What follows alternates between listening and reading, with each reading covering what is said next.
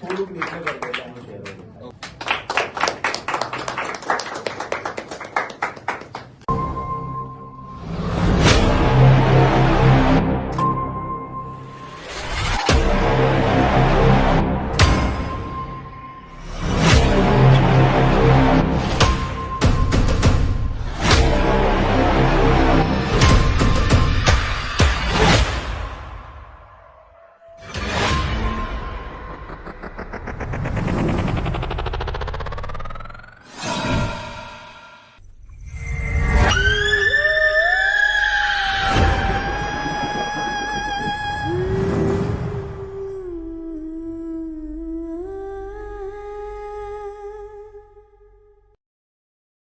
મારું નામ અમી છે, અમિકા રાજ, અને એઝ એન એક્ટર મૂવીમાં ફર્સ્ટ ટાઈમ હું કામ કરું છું મૂવીમાં. અને મારું કેરેક્ટર જે છે એ આમ તો બહુ બિચારું લાગશે તમને. ગામના લોકો, ગામની સ્ત્રીઓ સલાહ સૂચન પણ આપે છે, જેમ બેબી નથી થતું તો એ સલાહ સૂચન પણ બહુ લીધી છે. અને પછી એક અલગ જ રૂપ મેં આ મૂવીના એન્ડમાં બતાવ્યો છે, જેમાં મને મારા હસબન્ડ એટલે કે આકાશે બહુ સપોર્ટ બી કર્યો છે વસ્તુમાં. અને મૂવી જેટલી હોરર તમને દેખાશે એટલા જ હોરર એક્સપિરિયન્સ અમે બિહાઇન્ડ ધ સીન્સમાં પણ કરેલા છે.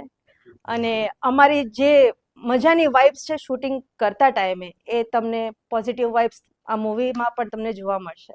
મારું નામ આકાશ ઝાલા છે અને આ તંત્રમ ફિલ્મમાં મારું સરસ મજાનું એક કેરેક્ટર છે, જે કેરેક્ટરમાં એઝ એન એક્ટર જે આપણા અભિનયના જે નવું રસ હોય છે, એ નવું રસ મને ખીલવાનો, એ નવું રોષની અંદર અલગ અલગ રીતે ઉતરવાનો ચાન્સ મળ્યો, એટલે મેં આ પાત્ર લીધું.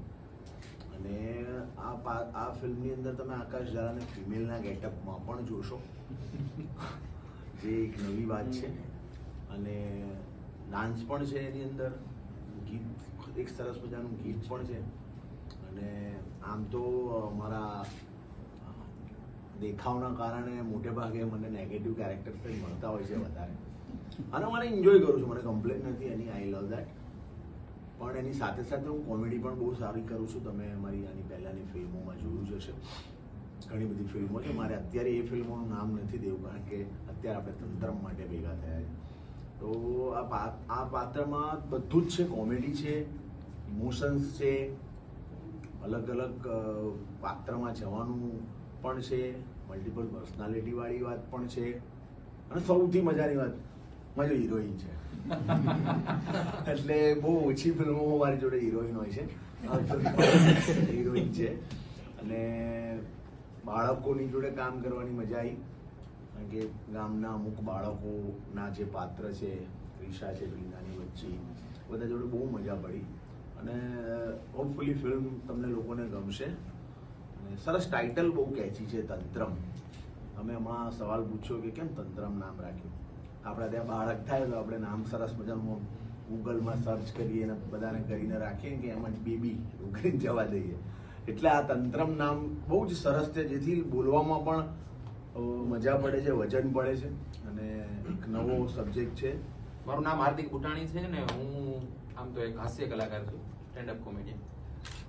અને આ સબ્જેક્ટ તો મેં ઘણા ટાઈમથી લખ્યો હતો તો બીજા માટે, પણ હવે યોગાનો યોગ કે ભાઈ મળ્યા અને આ સબ્જેક્ટ ઉપર કામ કર્યું. અને મેં હાઈકોર્ટ સુધી વકીલો પાસે પણ જાણ્યું કે શું આના ઉપર એક્ટ છે કે નથી. અને આજ 2 વર્ષની અંદર ગુજરાત સરકાર આ એક્ટ લઈ આવી છે.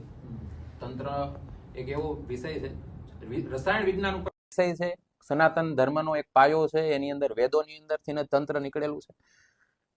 પણ એનો બહુ જ ખરાબ ઉપયોગ થઈ રહ્યો છે. જે ભક્તિનો માર્ગ છે એને બીજા તરફ લઈ ગયા છે, અને એમ કહી શકો કે ખરાબમાં ખરાબ પરિણામ ચાલુ છે.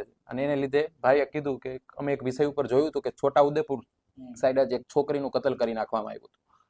અને આ વિષય બસ સરકાર સુધી પહોંચે અને ગામ દીઠ પહોંચે, અને બધી જ કરોડપતિ હોય કે ગામનો નાનો વ્યક્તિ, એક બાળક માટે તો જે થાય એ કાવા દાવા તંત્ર મંત્ર બધું કરવા માટે બધા રેડી છે.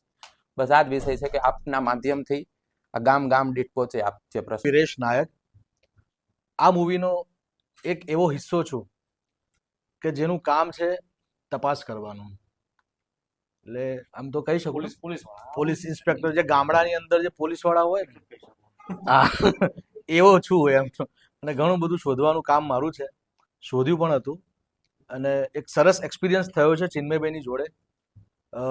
મારા માટે એવું હું કહી શકું આપની સમક્ષ કે મારા માટે ફૂલ લેન્થ વાળું મૂવી આ પહેલું છે. બાકી નાના નાના રોલ કેરેક્ટર્સ મેં કર્યા છે અને આ મારા માટે પહેલું એવું મૂવી છે કે જેમાં મને લેન્થ પણ વધારે મળી છે. એટલે એ મારા માટે ઇતિહાસ છે અને મારા માટે આ પ્રેસ કોન્ફરન્સ બી પહેલી છે. એટલે આ મારા માટે યાદગાર દિવસ છે.